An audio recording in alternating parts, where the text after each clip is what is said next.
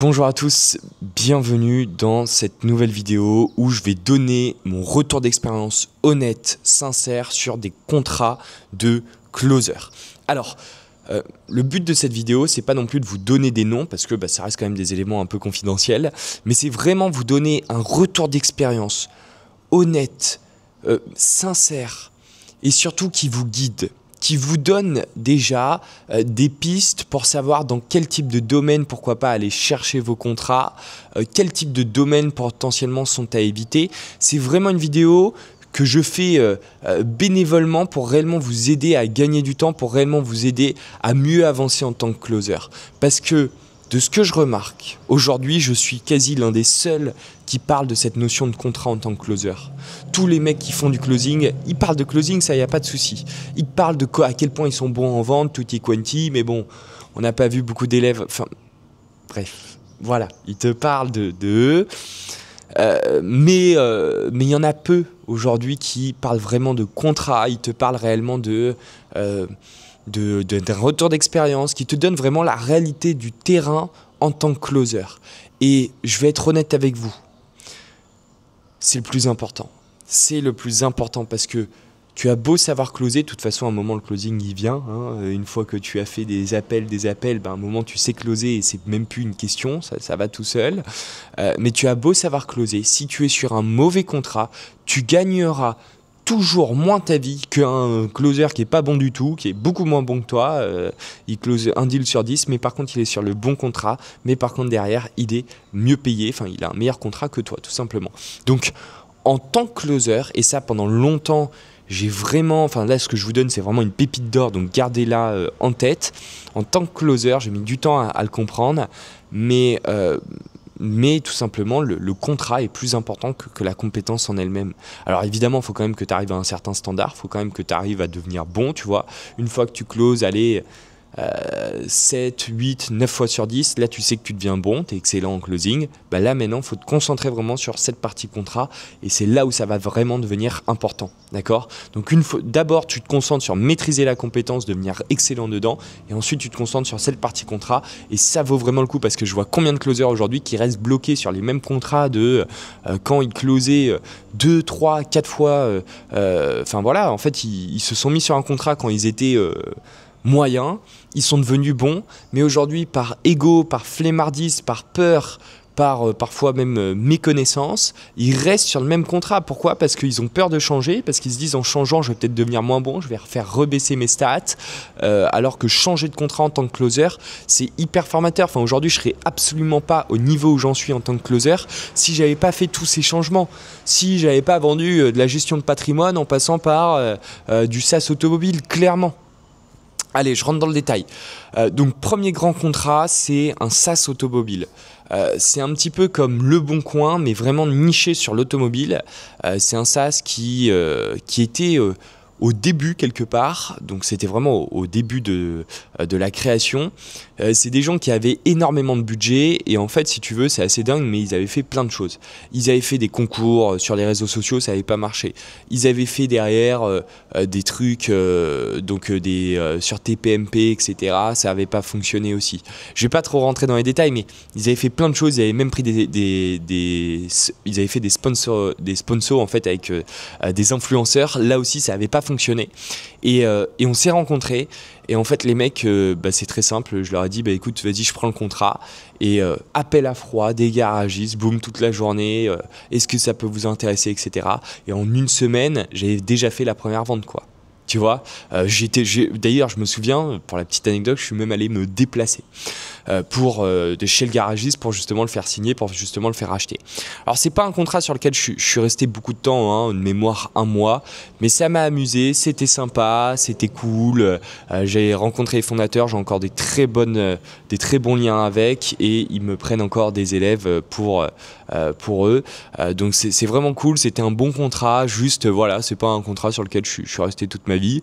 Mais j'avais aimé ce côté-là parce qu'en plus parler avec les garagistes, les mecs qui vendent des bagnoles, c'est cool. Moi, je suis un passionné de voiture aussi, donc c'était cool. Deuxième grand contrat, c'est un centre de formation pour les intermittents du spectacle. C'est un truc que je connais depuis très longtemps. Je peux pas trop rentrer dans les détails, mais en gros, je voulais vous dire un truc que j'ai dit dans une autre vidéo, sauf que si je le dis, vous allez capter qui c'est. Donc, bref, quelle évolution. Ça, c'est le contrat de mon cœur. Non, mais vraiment, parfois, il y a des gens, ils rigolent quand j'en parle, mais parce que c'est un contrat que j'ai vu évoluer de 0 à des millions, en fait. Donc vous comprenez, quand tu étais là au départ, que c'était toi... alors attention, hein, j'ai rien fait... Enfin si, évidemment, j'ai bossé, j'ai travaillé sur la partie commerciale, mais en toute humilité, c'est ça que je veux dire. C'est le mec qui a la boîte, qui a tout créé, c'est un putain de génie et je le kiffe. Mais comment vous expliquer, quand t'es là, quand il n'y a rien, et qu'aujourd'hui tu regardes, il y a tout ça, bah il y a un peu ce succès de la boîte qui t'appartient aussi, tu vois, tu le prends aussi dans le cœur, donc c'est cool quoi. Grand contrat, c'est un contrat où, bah voilà, enfin, c'est à partir de ce contrat où j'ai su que j'allais plus jamais être pauvre de ma vie quoi. Vraiment, parce que je savais que peu importe ce qui se passait, je savais aller faire de l'oseille avec ce contrat. Ça m'a appris la débrouillardise, ça m'a appris à bien gérer mes employés aussi, enfin mes employés, mes prestataires et tout. Ça m'a aussi appris quoi d'autre ce contrat, très important. Bien géré, j'avais un truc en tête. Bon, je l'ai plus, peut-être que ça reviendra après. Mais très bon contrat, c'est trop cool quoi. C'est trop cool parce que tout est financé, parce que... ah oui, ça m'a appris à être bon avec les gens, c'est ça que je voulais dire. Parce que la personne qui gère, elle est d'une extrême bonté, elle a un cœur énorme. Et c'est dingue parce que bah, ça fait des projets de dingue en fait. Ça fait des projets de dingue. Et pendant longtemps, je pensais que c'était la discipline, la rigidité, le fait de se battre qui allait faire des putains de projets, alors que non, c'est juste le fait de derrière qu'il y ait des gens qui soient contents, qui soient heureux. Et je le vois aussi dans ma boîte, hein, avec le Limitless Club. Plus les gens sont contents, sont heureux, il y a cette cohésion et tout. Alors évidemment, il faut quand même bosser, ça va de soi, personne ne pourra l'enlever. Mais plus les gens sont comme ça, plus ça fait des beaux projets, plus ça avance. Troisième grand contrat, on était sur une agence de marketing. Là, j'ai appris le high ticket. J'ai appris qu'il y avait plein d'argent dans le marketing aussi. Pendant longtemps, j'avais un peu cette distance. Enfin, je me distançais un peu de ce monde parce que je voyais beaucoup de bullshit. Je voyais beaucoup de gens raconter, parler du marketing, de à quel point ils mettaient beaucoup d'argent. Mais en fait, finalement, derrière, il n'y avait pas forcément de résultats. Non, c'est un truc de ouf. Le marketing, il y a beaucoup d'argent dedans. Ça fait beaucoup d'argent quand c'est bien géré, quand c'est bien fait. Et ouais, ça m'a appris ça, quoi. Je me prends un coup d'eau, les gars. En fait, une agence marketing, c'est quand même le bon plan. Pourquoi ? Parce que tu vas apprendre à vendre des prestations très chères à des gens qui n'y connaissent pas forcément et à qui ça va apporter énormément de valeur en fait. C'est bête à dire, mais c'est comme si tu prenais Jacouille, le mec du Moyen-Âge, et que tu lui as ramené le téléphone portable, tu vois, l'iPhone. Le mec, il devient fou. Il se dit, mais c'est quoi ce truc de psychopathe ? Je peux appeler tel truc, tel truc, tel truc. Bon, bah, c'est la même chose. Ça apporte énormément de valeur aux gens. Et du coup, en fait, ils découvrent un peu le feu avec toi et c'est bien déjà pour vendre parce que du coup, tu as toute cette partie éducation à faire avec le prospect et du coup, tu l'améliores sa vie. Enfin, même s'il n'achète pas, à la fin, le mec a appris un truc. Et de deux, le fait de faire tout ce chemin avec les clients, bah, c'est top, quoi. C'est top parce que bah, à la fin, il y a des vraies relations qui se créent. D'ailleurs, c'est sur ce contrat que j'ai vendu un truc à plus de 20 000 balles. Tu vois, j'avais fait une vidéo carrément dessus. Mais pourquoi ? Parce que bah, c'est des clients avec lesquels on est resté longtemps en contact, quoi. Quatrième grande chose, c'était la gestion patrimoniale, donc un cabinet de gestion de patrimoine. Sur ce contrat, c'est un contrat assez particulier, c'est des gros tickets, les cycles de vente sont assez longs, hein, d'accord. J'ai observé ça. Hein, parce que moi là j'étais vraiment sur cette partie setting, cette partie prise de rendez-vous, cette partie R1, cette partie où derrière on vient vraiment aller faire signer le client, on vient vraiment lui faire souscrire à nos trucs. Ça je ne l'ai pas géré, je préfère aussi être transparent avec vous, mais même en R1, même dans tout ça, c'est quand même un monde particulier, c'est un monde où il y a énormément d'argent, de volume brassé.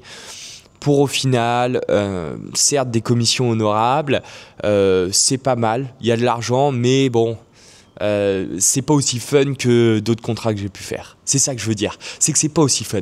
La gestion de patrimoine, par définition, tu es obligé quelque part d'être un peu chiant, d'avoir un peu cette posture d'expert et tu peux pas exploser. Enfin, je passais pas des aussi bons appels que comme quand je closais pour du marketing ou même pour des formations en présentiel sur les intermittents du spectacle, quoi. Loin de là.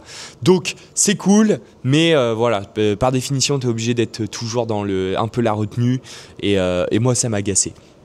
Un autre contrat qui est hyper important, alors ça c'est un contrat sur lequel j'avais fait plus de 83 000 € de vente et tenez-vous bien, j'ai quasi rien touché. Pourquoi? Parce que c'était la boîte d'un pote, c'était durant le Covid et j'ai vendu des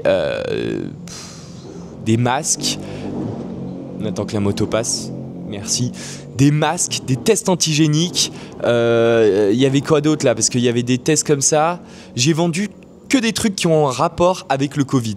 Et en fait, je vais vous expliquer. Ce contrat, c'était un truc de fou furieux parce que j'ai appris l'odeur de l'argent avec la vente. Vraiment, on était à 4 dans 2 appartements mitoyens. Nous, on était la partie commerciale, donc avec mon pote, on envoyait les sales bam, toute la journée avec les pharmacies et on allait les chercher à la force de nos bras, tu vois. Et juste à côté, tu avais ceux qui géraient la partie commande, les étiquettes, la partie livraison. Et le soir, on partait dans une petite box à louer où il y avait tout le stock qui était acheté, quelque part. Et les mecs, hop, on envoyait. Et le soir ça partait. Chaque jour recommençait comme ça pendant un mois. À la fin j'étais crevé. Mais putain quel kiff, tu vois. C'est à ce moment là où j'ai appris l'adrénaline de la vente, le fait de se bouger et tout. Et c'était vraiment top. Et il y avait, enfin voilà, c'était quand même une belle boîte à la fin je trouve. Donc je me suis beaucoup de kiff là sur ce contrat. Beaucoup de kiff. Pas beaucoup d'argent. En même temps c'était pour mon pote. Mais beaucoup de kiff, beaucoup d'apprentissage. Le fait de s'imposer, le fait de se développer, le fait de vraiment rentrer dans le tas. C'est là aussi où je l'ai appris. Dernier contrat, c'est un contrat pour les thérapeutes où je leur donnais, enfin où c'était faire en sorte de leur apprendre la partie Instagram. Là aussi j'ai pris beaucoup de kiff. Pourquoi? Parce que au-delà de vendre un petit peu différemment, j'ai créé des vraies relations humaines sincères avec les thérapeutes et vraiment je kiffe cette période. Enfin, pendant longtemps je les vannais et je les vanne toujours. En vrai les thérapeutes parfois vous êtes un peu perchés mais je vous kiffe parce que vous êtes des gens vrais, vous êtes des gens avec le cœur et j'adorais être en contact avec cette cible quoi. C'est peut-être mon petit truc inavouable mais c'est vrai en fait j'aimais bien à la fin être avec eux parce que derrière malgré le fait que parfois ils ont des systèmes de croyances différents des miennes, qui sont diamétralement opposés aux miennes plutôt même parfois, je kiffe parce qu'elles ont une bonne énergie et j'ai rencontré aucun thérapeute qui avait un vice enfin pas un vice mais comment dire, qui avait une once de méchanceté, qui avait cette volonté de détruire le monde, voilà. Et dans le business, j'en ai beaucoup rencontré, donc ça me fait du bien d'être en contact avec cette cible. Très fun, très cool. Là, pareil, hein, c'était ce que j'aimais dans ce contrat, c'est que j'étais seul, moi, mon manche et mon couteau pour pas être vulgaire. Et derrière, j'allais chercher les thérapeutes, je leur vendais des trucs et ça se passait bien et c'était trop cool, quoi. Et en fait, c'est vraiment cette liberté que je kiffais parce que le matin, j'appelais à froid pour avoir des rendez-vous du cul l'après-midi. J'étais 100% libre, il y avait personne, je comptais sur personne, il y avait personne pour m'ennuyer et c'était cool, quoi. Donc voilà, très bon contrat aussi. Bon, au niveau de l'argent, c'était pas, non, c'était pas la fête atomique. Je gagnais 2-3 000 balles en faisant ça. Mais tu vois, c'était déjà cool. C'était déjà cool parce que j'étais solo et en fait, je me sentais vraiment, je savais que la vente, du coup, c'était c'était mieux qu'une assurance vie parce que peu importe ce qui se passait demain, j'allais plus jamais être pauvre, quoi. J'espère que vous avez aimé cette vidéo, sincèrement, et à très vite. Salut les gars. Closez bien.